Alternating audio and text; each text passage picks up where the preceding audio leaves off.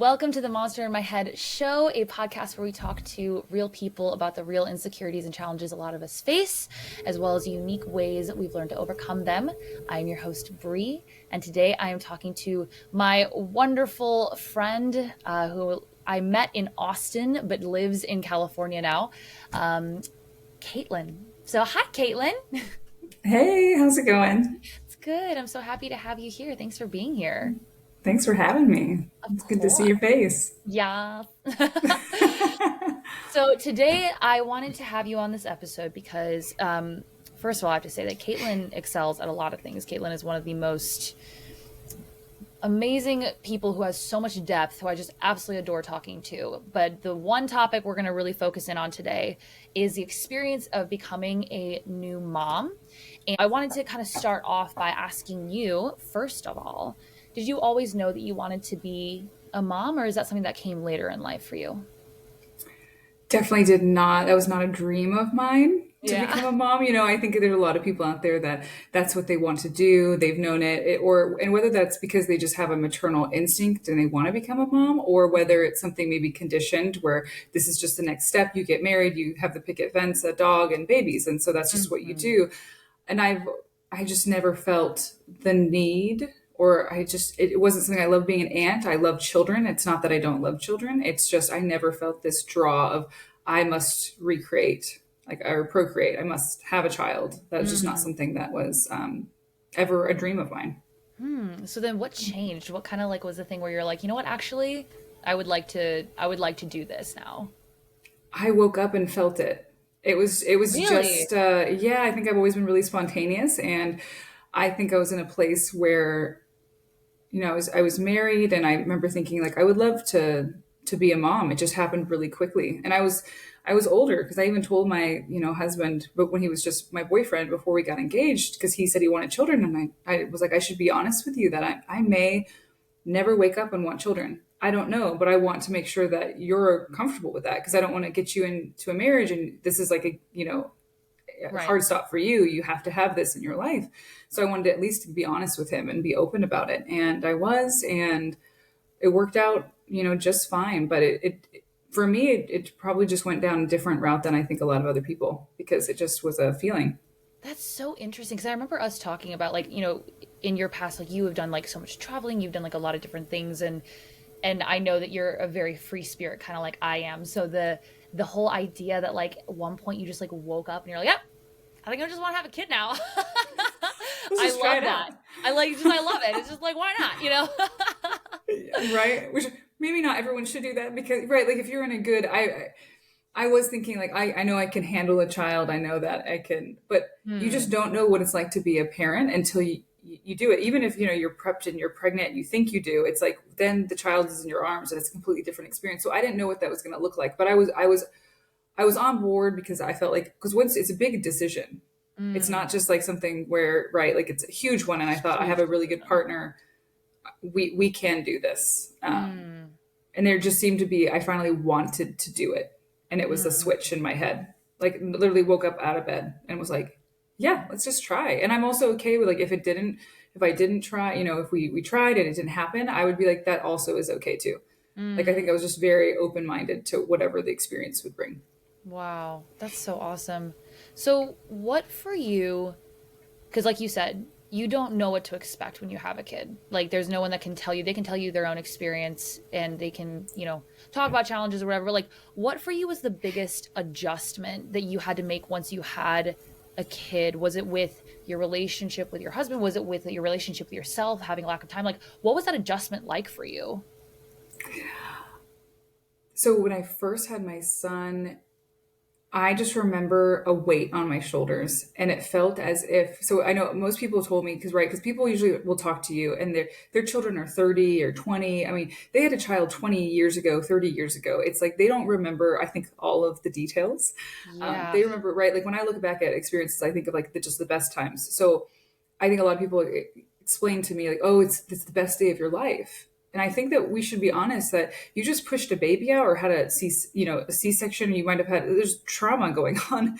It wasn't the best day of my life. And I just think Yeah. that, I understand it was looking back, it feels like maybe it was the best day of my life, but for me, there's a lot of other times with my children that are the best days, but for me, it felt very primal when I had a child. I didn't have this, oh my gosh, I looked into his eyes and we had this connection and I just loved him. And I was like, oh, I love you so much. I looked into his eyes and thought, this responsibility of I have to protect you for the rest of, like, like you are so innocent and small and like that's my job now.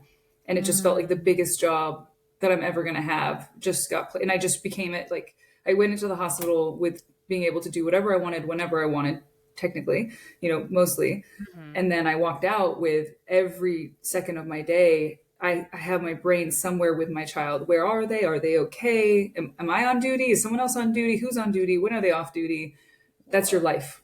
So Whoa. that is the biggest part, I think, of that's why I think the first one for me personally was more challenging than the second one because Yeah. you go from freedom to really, I mean, your brain is really focused on your child. It has, Y- you have Like to. a part of your brain is always there. That totally makes Yes. sense.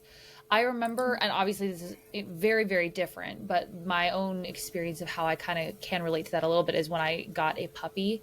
When I got my puppy Kai, I had Kai for about a year before I had to rehome him because I was traveling so much, and I was like, I can't give this dog the life that he wanted.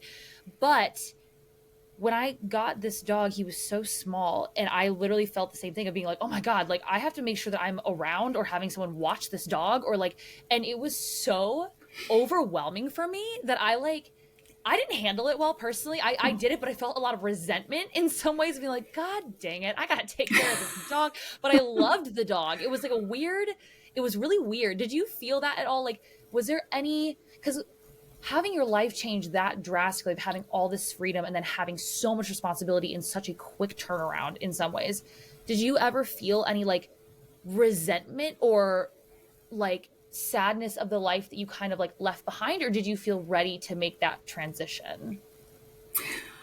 I think for the newborn stage, there's a lot of emotions. There's a lot of Yeah. overwhelming sleepless nights, 2 in the morning, cry yourself, you're just crying. And it's like if you're breastfeeding, and I didn't know at the time, I should have went and got help, but it was like you've like bleeding, cracked nipples, and Oh, and you're just trying to feed your kid, and it's like you're pushing through the pain, and you just delivered a child, so there's a lot of pain. And yeah. I think at that point, I didn't feel any resentment towards like my child, but I do think, and then of course, I think a lot of mothers go through anxiety or postpartum depression. I think I had anxiety. Where I didn't want to be away from him at all, like not even for a little bit. I didn't want to Mhm. pass him off to anyone. And when people would hold him, I wanted to take him back. And so I Oh, think every wow. mom kind of goes through different, experiences. But for me, it wasn't really resentment. I think now in toddler years, sometimes they can really test your boundaries. And there's just Yeah. moments where I'm like, oh my gosh, I'm done. I just have to, like, mom needs a break. I have Yeah. to remove myself from the situation. But I think I was ready, as ready as I could be. I don't think I would have never been ready. There's Yeah. no amount of prep that you could have done to actually. I just had to do it and then evolve. There was no Mm, reading books, or there's no, like, no one could tell me, because and also every child is so different. yeah. So yeah, Wow. yeah. When, as you kind of gone through this experience, what are the way, especially like in that beginning time, because I like you said, I can imagine being so tested by all the emotions that you're dealing with and all like the different changes. What's the area that you felt like you've grown in the most, or maybe even in that certain stage that you felt like you grew in the most, dealing with a newborn child? Like, how did that evolve you? I think just realizing that I don't have a lot of answers and Mm, mm, searching for them. So I've taken a lot of time, because before it was like I was just focused mostly on myself and my personal growth, and then you have other people. And I think the my responsibility is to make sure that I don't pass on any type of well, and I will, but I'm going to try to mm, limit it as much as I can to pass on any type of like trauma or any of my issues that I haven't healed. And mm-hmm. so I think that's kind of been the just something that's really, really important. And it's helped me is that when you start, and you do, even to this day, even my kids are way older, not way older, they're still very young, but not a newborn phase. Like, Yeah. I'm not a seasoned veteran at this point, but, I've been a mom for 5 years now, which I don't even remember what it's really like to be not a mom anymore. Mm, But I do think, taking time, it's easy for people to say that, like, oh, take time for yourself, go do that. And it's like, oh, great. Well, who's going to take care of the kids? Or like mm, financially, who's going to right? Like some people don't have family, or they don't have family that they trust, or they don't feel comfortable. Whatever is going on in their lives, it's not as Yeah. easy. Some people have more of like a challenging situation getting, like, we lived in Texas away from all of our family, so we were with our kids all the time. We didn't have anyone that we felt comfortable with, leaving them with. And everyone is, different strokes for different folks. Some people are like, we're just going to hire someone down the street and it's going to be fine, and Yeah. their kids are probably fine. um, It's funny because I used to be a nanny, and there were some parents who would do extensive background checks on me, which I highly recommend doing that. And there were some parents who just gave me their kid. They're like, here. And I was like, I mean, okay, like I can take care of this kid, but like, do you know my last name? do you know I'm not just going to like leave, or yeah. Like you're just gonna, they're like, bye. I'm like, okay. Um, but so something that you kind of mentioned in that in your answer was how people are like, just take care of yourself, take care of yourself, and how difficult that is, especially with how little time you have. When you were just starting out as a new mom, how did you like handle your mental health? Like, how did you take care of your mental health? Did you take care of your mental health, or was it kind of something that it was just like so in the background because you just had to take care of your kid? Yeah, and I think that this comes down to, there should be a lot, like, people should check in on the mom. And I think Yeah. that's like the number one thing that I try to do with like new moms, because I think everyone forgets. So when you're pregnant and the child is inside your body, people hold open doors, they check in on you, they feed you, they make sure everything's okay. As soon as that child is out of your body, it's as if you disappear. You were just a vessel for that child to come through, and then everything goes to the child. And of course I understand, and even children, they get so many checkups, right? Doctors, we have all these well visits and things, but what about the mom? You usually come, you might go see the doctor once or twice after your delivery, and they just go like, yeah, everything's good, just move along with your day. And it's like, and they do a better job. I mean, they'll give you a sheet and be like, so are you feeling happy or sad? Like, can you Point to like the smiley circle? face or the frowny face. Yeah, Cool. You're like, like, oh, I'm you're dying good. inside. Like, Right?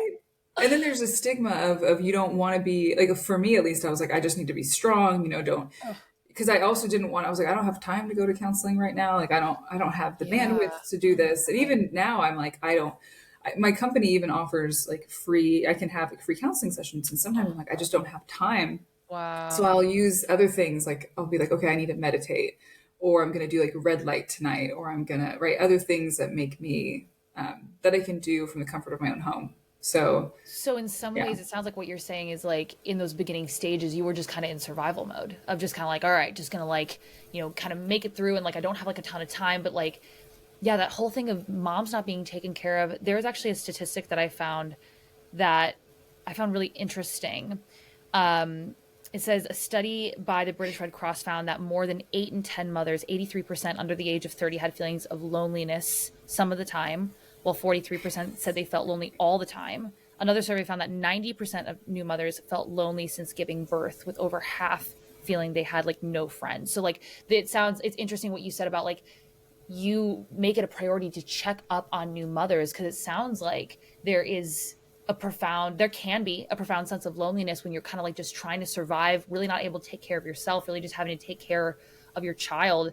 Did you feel that loneliness at all when you were kind of in the beginning stages of this, when you're just trying to like figure out what's going on?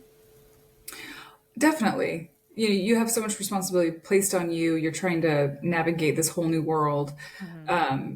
And the baby, your baby comes first, of course. But a lot of times you went from either working or being able to, like, anytime you want to go spend time with friends or with family, or do these different things or do things that you enjoy.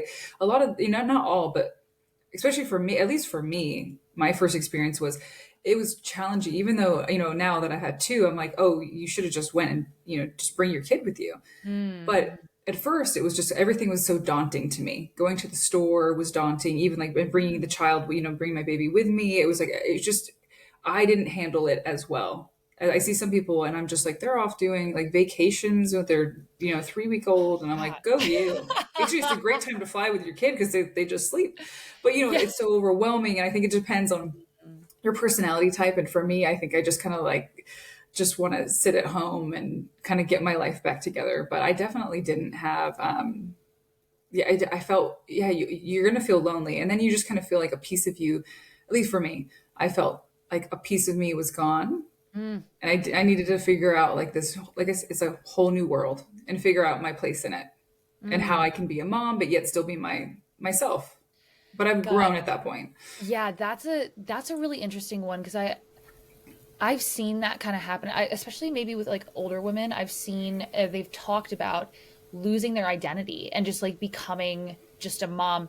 Like not, you know what I mean? Like just a mom Yeah. in regards to like they don't kind of know who they are anymore. And I think that was almost kind of more encouraged like years and years ago, but I feel like now moms are speaking out about that and be like, I am very much a person outside of just being a mom. Like how did you find that balance of kind of realizing that your old self, like you still have a part of your old self, but your life is so different now that you're having to define a new identity with this new piece of you? Like what was that process like for you? Long, Yeah. long process. Yeah. Yeah, I think I try to shift how I think about things. Mm, Instead of feeling like I've lost a part of myself, I like to think of it as I've grown. So I'm just mm, continuing to evolve as a person. So I'm glad I'm not the person I was when I was 23. mm. Like Quite I'm really the same. glad, right? Like I'm like Yeah. I look back and I'm like all like my children, they teach me things like every day. I think that's what try to focus on the most. That's helped me is just try to keep learning and growing and evolving and do Mm, better for yourself, for your family, like for you, for everyone. Like just try to do better. Like leave it better than it started. hmm. Just try to do that. And I think that's kind of how I've shifted because I used to think of that of like, oh, I lost a piece of myself, or like Hmm. I feel like I'm missing. And I think it's about learning how to like advocate for yourself. And it's Hmm. something I still struggle with where there's just times where, I think everyone has, my husband and I talk about this, where it's, you have buckets and everyone has a bucket that needs to be filled. And sometimes Hmm. your bucket's overfilling, you're feeling really great. And sometimes, your bucket's like halfway and you're like, okay, maybe I should focus here. And sometimes it's all the way it's gone. It's like an empty hole at the bottom and it's Yeah. just, there's nothing there anymore. It's just Yeah. gone. But I think everyone's like, I like to think of it as everyone's bucket is different heights. So my bucket is Mm, really, it's a very tall bucket. So I can just push through for a very long time. So when I finally get to the point where I'm like, okay, my bucket is empty, like I need to mm, refill it. And mm, no one's responsible for that but me. So it's like I have to advocate for myself and be like, I'm at a breaking point. I need to, communicate this with people around me of like, this is mm. what I need. And it's something that I struggle with all the time. And it's just something that I have to learn and, just put that at the forefront of my mind constantly. Yeah. It forces Yeah. you to like have to ask for help when you need it, which is really Yeah. hard for very strong, So hard. independent women. Yeah. It really is. So, Cause I always feel like I can do it. I can do yeah. it. I can push through. I'm stronger than them. Like I can handle it. You And what's funny can't. is I like can. you probably are, to be honest, you probably are stronger than like most people that you know, but like then that's not taking care of yourself when you're not asking, which I understand because It's I'm not. very much the same way of just being like, no, no, I can do it. It's fine. No worries. Don't worry about me. And then I'm in the corner crying and it's like, something's wrong here. Didn't really work out. Yeah, something Didn't work seems. out. Yeah, it's like learning to delegate. I think that Yeah. it's like I learned sometimes. I'm like, oh, well, I want to do it my way, and I'm trying to control it, and I want it Hmm. my way, and this is the way. And it's like learning to take pieces and be like, I can't do it all. I need to delegate and teach other people to do it, and Mm, like they're gonna put their own spin on it, and that's okay. And like kind of working through that. So that's yeah, beautiful. Yeah, you have to learn how to do that. And that kind of leads into the next question of how, and you can get into as much or as little detail about this as you want, no pressure here, but like how did your dynamic with your husband change? Because when you bring in obviously a new life into this world, he's having to make the adjustment just as much as you are. And I think it seems that it's a little bit more normal for women to kind of know pretty quickly of like, okay, here's what we need to do, here's how we're going to take care. And then I've heard about a lot of guys just be like, they try to kind of live life the way they did before, and then women having to teach them what was that process like of transitioning with him into parenthood? yeah, definitely we're two very different people, and so Mm, I think we talk about this where parenting came more natural to me mm, and it was just a little bit more challenging. And I've heard this from a lot of guys. Of course, this is a generalization. It's not that everyone has this experience because I've seen some fathers just like step into that role beautifully, and it's as if. And I've actually had the opposite where I see mothers are really struggling with becoming a mom. It's because it's so much. it's so So it's much, like yeah. So it really depends on your personality type, but at least for my husband, yeah, it didn't come as natural. I think he was, and I've heard, like I said, I've heard this from many dads where they're like, "Oh yeah," or even grandpas where they're like, "Yeah, like that's a newborn, like you can hold it." Like they're just kind of like they Yeah. want a toddler where they can play and they can. And there's even Yeah. a study that's done that shows, I think it's like their children's serotonin levels go through the roof when they hold or get cuddled by their mom, and it goes through the roof when they play with their dad. And so children would rather play Interesting. with usually their father because they feel better about it, but they'd rather get cuddles and love from their mom. Interesting. Wow. So it's, yeah, it's kind of like I kind of, and that maybe that would line up with dads. You can only cuddle a newborn. You can't really play with them. They don't interact. They don't talk back. So that like kind of relational dynamic can't be there yet. And so they're kind of like maybe more at a loss of what to do. Yeah, and I think at least for my husband, he's like, it's kind of boring. Like I just sit Yeah, around and like I can sit I there with a get little it. baby and I can just stare and I'm just doing things. It's not Yeah. not a problem. But I think for him, it was shocking. Just kind of like with me, it took me a couple weeks. I think for me, I felt that primal feeling for a couple weeks before I was like, oh my gosh, I'm so in love. Like I'll Mm, do anything, I'll move mountains for you type of love, which is everyone explains, but it's completely normal to not have that feeling. And I yeah. think people don't mention that it's okay if you don't have this, I love you more than anything in this whole world. I almost felt like I'm like, I don't know you. like Yeah. like when I was pregnant, even with my daughter, I'm like, I have so much love for my son, but I just didn't know her yet. And I was like, I'm so curious to who you are. Like, I want to meet you so bad. And I love you, but I'm like, I want to know you. And Mm, it was much quicker for me with my daughter to just be like, as soon as she came in my arms, I was like, oh my gosh, this is just amazing. I'm But with obsessed. my son, I'm obsessed. But with my son, I was like, oh my gosh, like this is so much. I like, it was just a totally different experience. And I think my husband, yeah, he it was just harder. It was harder for him for longer. And like I said, I think his bucket is shorter than mine. Hmm. So we kind of know we've had to like learn, like if I'm seeing it or he sees it, he's like, I need to go. Like, and his is working out. Like he has to work out and he will feel so much better. He's like, just everything in life is better after he works out. So I Yeah. think it's like figuring those things out. But yeah, just becoming a parent puts a huge toll on your relationship. So I think like for us, we did a lot of counseling before we Mm, had children because huge. That is such a it's smart so idea. important. Yeah. Yeah, even as I was like, we're Communicate about those things newlyweds. early. Like, Exactly. figure those out. Yeah. So I think it's like for us, it helped by trying to work through any kind of even things that I was like, I don't even think we're like struggling that bad. But then you get in it and it's like, oh, we can definitely work on some things. And I think Mm, that'll be the rest of our marriage. Like that's for the rest of our lives. That's what's going to be. I don't think, I mean, I could use counseling yeah, all the same. time, forever and ever. Like just load me up. Let's do this. Totally. It sounds like you had such a level of intentionality, not only in the beginning of your marriage, but also in the beginning of, trying for kids of like, I love that you guys were like, all right, we need to go to counseling beforehand so that we can like kind of figure stuff out before. And then like, I know that, also like doing counseling in the midst of it. Cause then it seems like that would help prevent things from building up as much. Of course, things are obviously like, especially in the beginning, are just going to build up. You're like, but like having a safe place where you can both talk about it and like let it out in a safe environment. I can imagine that's been incredibly helpful for your growth in your relationship too. Definitely. And yeah, I mean, I think that's just becoming a parent, even just marriage in general, like being with one person, there's a lot of beauty in it. And it's helpful because you understand that person, you understand kind of like triggers or things that have happened in their past so that you understand where they're coming from. You can be more Mm. understanding or, you know, a little more wary of, okay, be careful with how we're saying that. Like, I have to be careful with what I'm saying here because I know that that's a sensitivity. So Mm. there's a lot of things that help with that, but then you add a child and the screaming or the crying or the ear infections or the 2 o'clock emergency rooms, lack of sleep, and you're just, I don't care how great your marriage is, there's going to be lots of things that you have to work through. And then, yeah, there's just all types of stuff that you have to go through. And I think getting time, it's also such a struggle where it's like, if I can barely take care of myself, it's so hard to take care of a relationship on top of it. So that usually takes the hit. That's the what Yeah, takes the that's the hit. thing that takes the hit. I've heard that Yeah. quite often.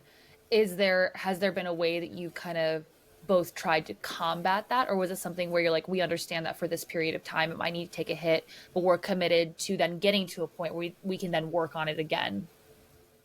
We've had both situations. We've had times where we had to look at each other in the eye and be like, it's just not our time right now. Like we just have to push through in this other area, and like we will work on this, but we just Mm, have to focus on this right now. yeah. And that has happened. We've had multiple conversations like that. And then we've had other ones where now we're kind of on the other side of having really small children where even though you're still tired, you're still working, you're still doing all these other things, but we try to combat it with just like if we need to check in with each other or just spend time or put the kids down and like try to spend like specific time with each other on like a date Hmm. night, not watching TV, just like spending just talking and Yeah. whatever that looks like to us. Is it Mm, playing a game? Is it just sitting on the couch and talking? Like it doesn't matter what it is, but it's like just we need like that connection piece. So mm, that is helpful. And whenever we start to veer off of that and we just let life get busy, our relationship starts to suffer. And it's like kind of like reeling yourself back in. So it's this constant working at it.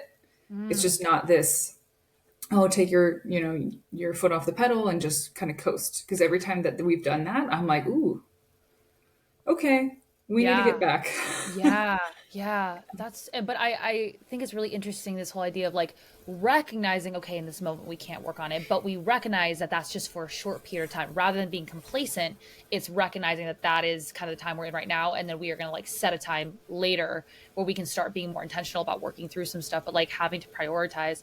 And it sounds like maybe the approach that you guys are taking is like we are on a team together trying to raise our. I think it's just a constant. You just have to keep trying. And then there's times, like I said, I think it comes back to something that I have to always learn is to advocate for myself. Mm, Like mhm, I'm responsible for myself and I'm mhm. responsible for like how I'm feeling and what's going on and sticking up for myself when I need to, Mm. or sometimes sticking up for other people as in like I am being a terror right now. Like I am not Mm. being wonderful to be around right now because I'm not fixing whatever's going on with me and I'm taking it on those that I'm closest to, which has to Mm. be your husband for me. Right, where I'm just like I'm upset, and so it's learning to just kind of for me take a step back and go, okay, why am I acting this way, why am I feeling this way? And then there's a lot of apologies. I think that's what I really like about this generation. I was talking to a couple last night actually, and they were talking about how our parents, we don't really hear an apology from our parents. It's not right. That's not what they were taught. It's not in that generation. And now I feel like my son will stick up for himself. He'd be like, "That is not how you should talk to me." And I'm like, "You are so right." Oh, God, I I'm like, love it. "I know," and then I'll be like, "I'm. You're right. I'm so sorry." And it's like, but Wow. he hears, "I'm sorry" because I'm human, Right, and right. and I do things where I'm like, "Okay, I was feeling," and I do. I sit down, I get on his level, and I'm like, Mommy was feeling big emotions. And because it's like I'm trying to teach him because I'm like, we all have our Yeah. big emotions at times, and I'm so sorry that I took them out on you. Oh, And he's so cute. He'll like give beautiful. me a hug and Oh, he'll be like, "It's okay." And sometimes I'm oh. like, "Well, no, it's not really okay, but you're sweet, sweetie." Thank you for saying that. That Yeah. is so cute. That actually reminds me, I have a quote about that. There's this is from L.R. Nost. He's an author. They're an author. I actually don't know if it's he or she, but it says parenting has nothing to do with perfection. Perfection isn't even the goal, not for us, not for our children. Learning together to live well in an imperfect world, loving each other despite or even because of our imperfections, and growing as humans while we grow our little humans. Those are the goals of gentle parenting. So don't ask yourself at the end of the day if you did everything right. Ask yourself what you learned and how well you loved. Then grow from your answer. That is perfect parenting. And that sounds like exactly what you're doing. You're like recognizing like I'm going to blow up sometimes. I'm going to have like hard times, but teaching your child to recognize that within you, that is going to help them so much later in life because they'll be able to recognize that in anybody else and also realize like, hey, if someone treats me this way, they should apologize to me. If they're not apologizing to me or we're not able to have a conversation, that's not a healthy relationship. So you're teaching them healthy relational skills by Yeah. taking accountability for the times where you feel like you might mess up or whatever, if that makes sense. No, I think that's a great and I think gentle parenting, it was not something that happened Yeah. often, or like co-sleeping or extended breastfeeding. There's a lot of like things that were kind of shut down a long time ago, which in other places in the world uh, are common practice. So it's Mm. really interesting just how like America does things, and it's different strokes for different folks. So Yeah. everyone is gonna, right? I think that's like you should have an opinion when you come in and take care of the kid for 24/7. Then you should have an opinion. So Right. everyone does things differently, and that's Yeah. okay. Yeah. But yeah, there's a lot of there's also still there's a lot of shame around gentle parenting. Yeah, I was going to Yeah. ask you about that. So, like, what made you, first of all, what is gentle parenting? And second of all, what made you decide to take that route instead of kind of, I guess, the more traditional route, which is not gentle parenting? Kind of like what probably we were raised on. Yeah, Yeah, which yeah, yeah. which Spanking. honestly, I feel like I think most parents do the best they can with the information that they have at the Yeah. time. Mhm. So, and that's why when you say this, it's like you don't want to ever belittle anyone, because like at one point, I mean, marketing, they were out there marketing saying like, oh, you shouldn't breastfeed your child. You should have formula. It's better for them, right? Like they're saying these Oh, types of things. that's so interesting. But Like, that's it's not where, I more mean, didn't they formula. do that with like cigarettes? Yeah. It's like, oh, these are like not bad for you at all. Or, it's like, Hmm. that's just what happens. So I feel like everyone does what they think is the best. Like I think I would say more people try to be a really good parent, and they Of do the course. best that they can. And it's also a really hard job. Like I think it's going to be the hardest job I've ever had in my whole life. Oh my So God. Yeah. yeah, it's a lot. But gentle parenting is really, I think what it is like treating your children. And I don't know exactly the term of it. It organically happened for me. How Mm. I fell into this was it just felt right. And I think it's when I started trusting myself as a mother, because at first I didn't. I tried to do everything the doctor said. I tried to just follow the rules, Mm. do it, exactly as I was supposed to do it. Mhm. And then I think my son taught me he was not going to, like, he would not sleep by himself in a right. No one tells you this, that like sleep can be challenging for children. They just came out of your womb. I just figured, I was like, oh yeah, you just like probably put them in pajamas and like stick them in the crib and they probably just sleep all night, right? Yeah. I didn't know. I never had like really small children. Like I Yeah. nannied, but I only nannied like 3-year-olds, so I didn't have to experience that. Yeah.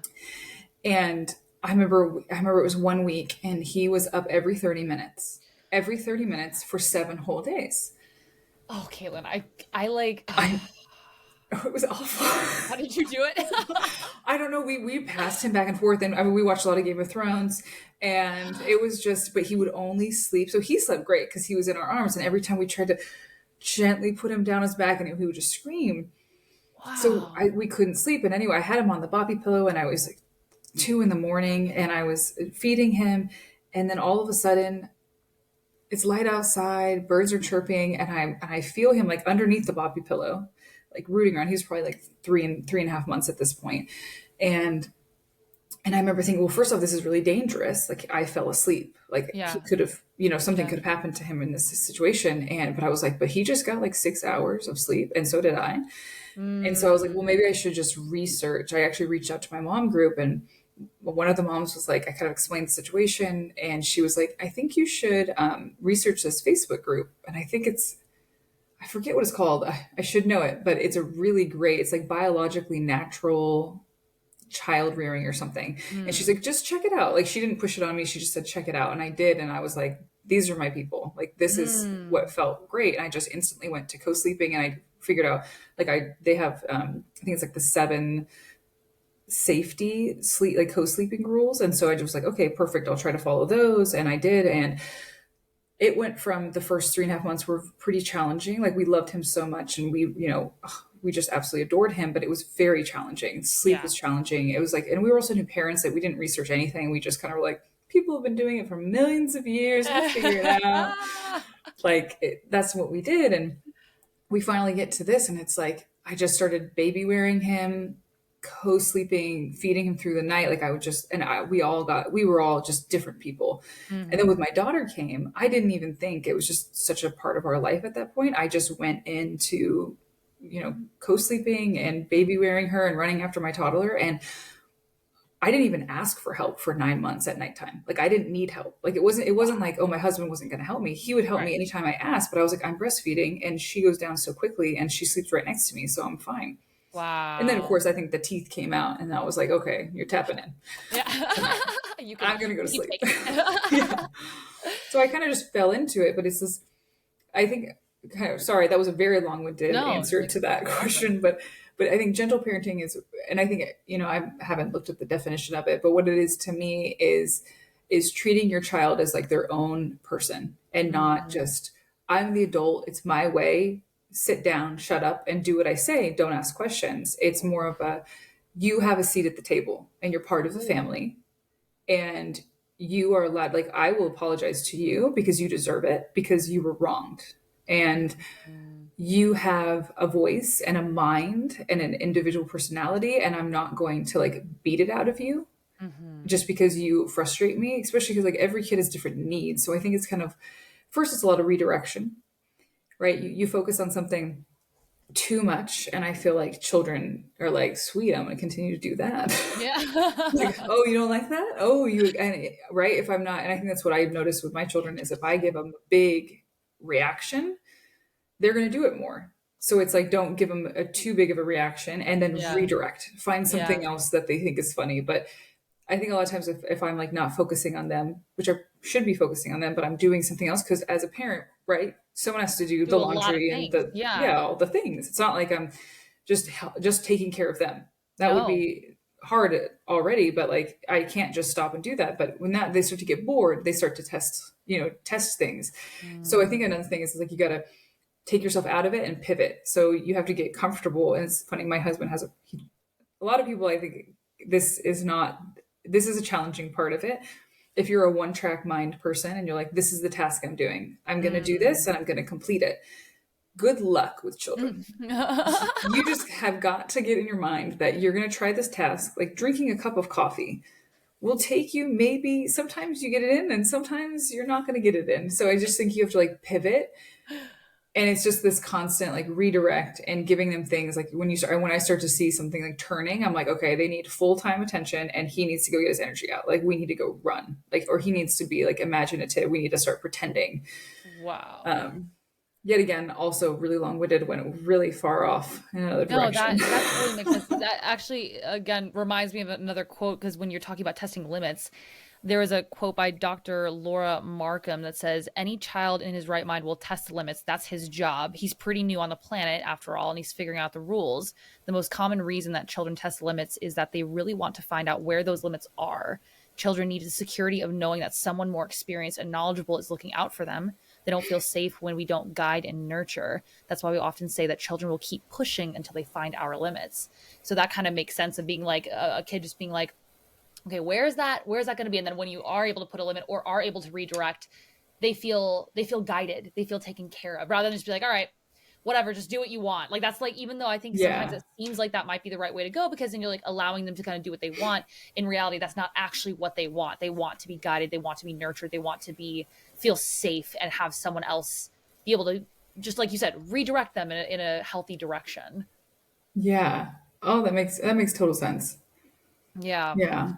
So another question that I had for you is, and this will probably be one of our last questions here, but you mentioned a mom group. So what role has community with other moms played in your life?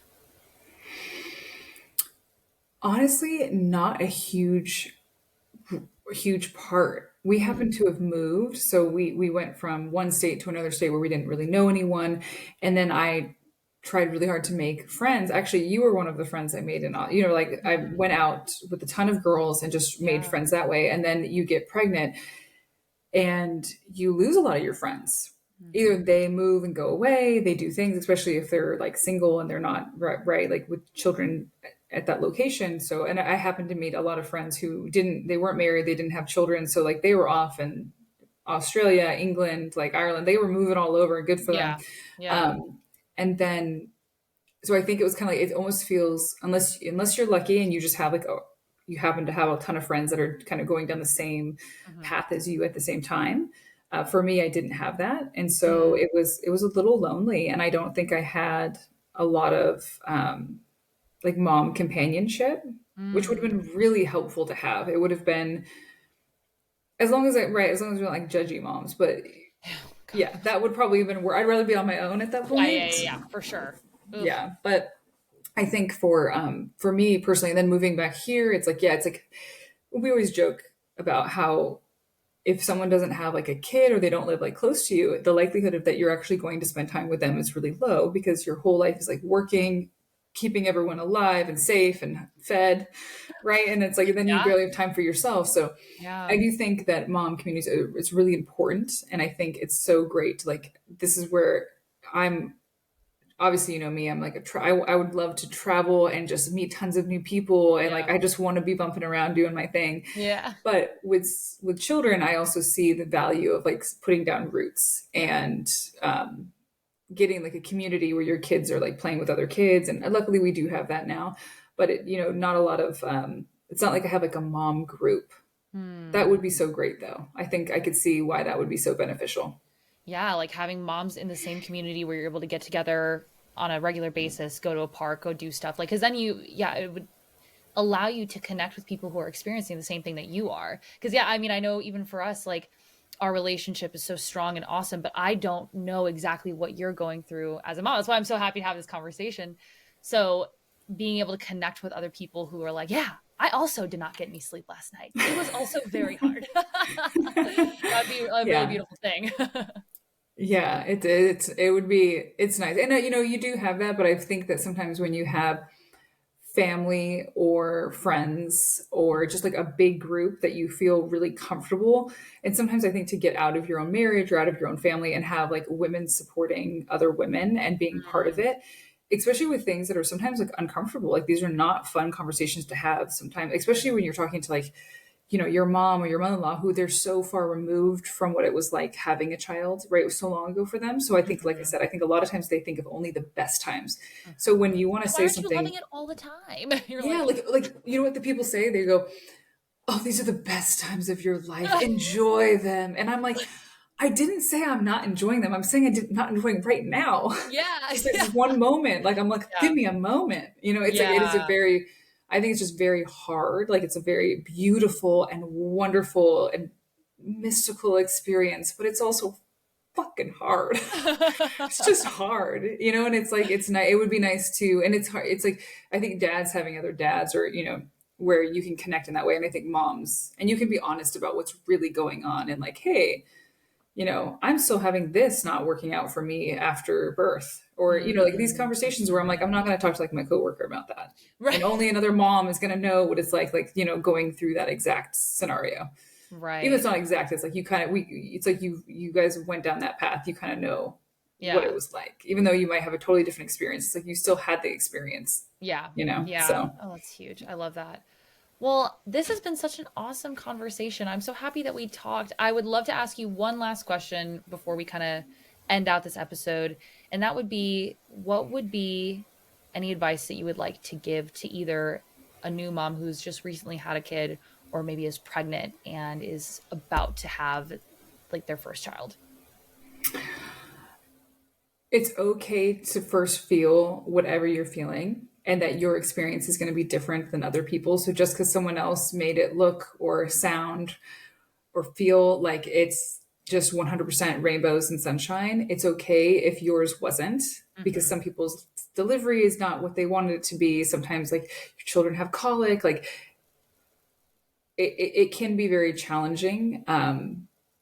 But at some point you will hit your stride and like trust yourself, and like your child better than anyone else, so like you Mm, can advocate for your child. And even though you might get everyone is different, but it might be hard for some people to be like stand up for themselves or up against family members or even sometimes like medical professionals. And I think heard sometimes you that a have to lot. fight, yeah, you Yeah. have to fight for what you feel and what Mm, is really going on. Like you're there, you see it. There's been times where I'm like, I know something's wrong. I take them in and it's like, no, nothing. And then I'm like, I really think something's wrong. And then you go somewhere else and it's like, oh yeah, something was wrong. oof, So it's sometimes you oof. just got to trust that intuition, trust that gut. And it's okay to double check, because what's the harm?